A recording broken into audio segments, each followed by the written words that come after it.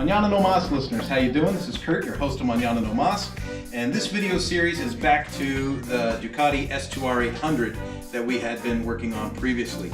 In that last episode featuring this bike, you may remember that I was working on replacing the bearing that was in the side cover. The bearing from Ducati has a plastic kind of inner race, a spacer that keeps the balls out of keeps them running in the equal distance around the bearing. That plastic had broken out, and it was enabling the crank to kind of wobble as the engine was running. It was causing a knocking sound. Knockety, knockety, knockety, knockety, knockety, knockety, knockety.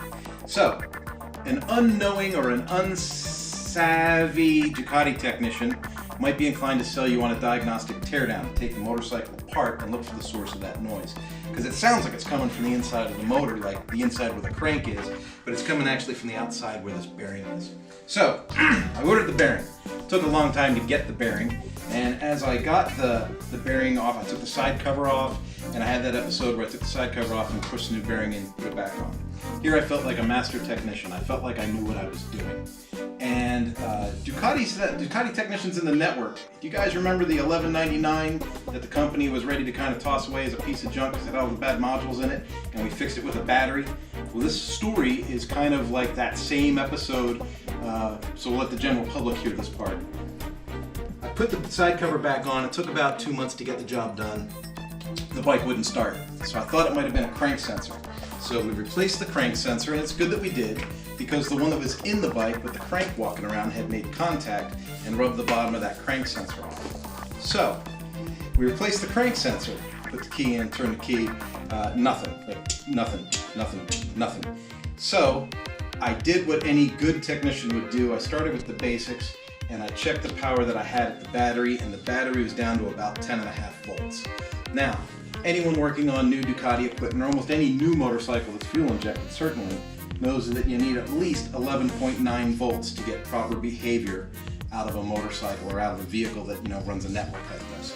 So I charged the battery overnight, I checked it with my multimeter, and I had like 12.1, 12.2 volts. I said, okay, this is great.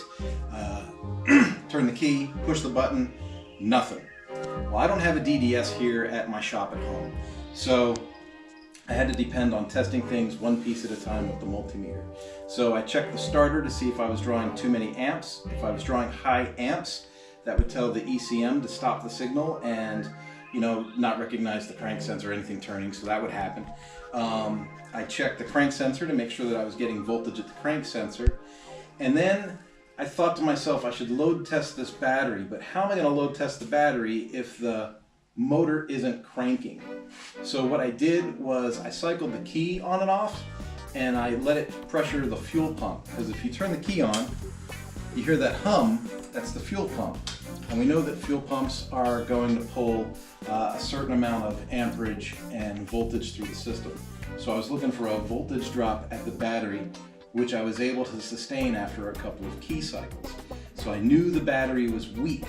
It could accept a charge and it would show the proper voltage, but it wouldn't hold a load in a load test.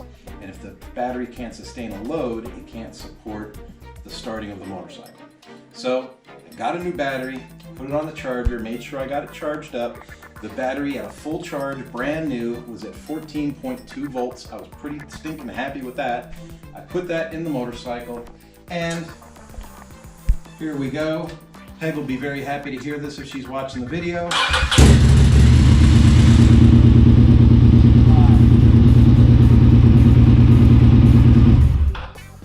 Now, what is startlingly interesting about this episode, or what I'm sharing with you, is many times when you take your motorcycle to a dealership, especially after the bike's been sitting for a while, they might put the bike on a trickle charger and they might get the voltage up in the battery to read 12.5 volts is what they need to diagnose and work on the motorcycle. The bike itself might not function if the battery won't sustain a load.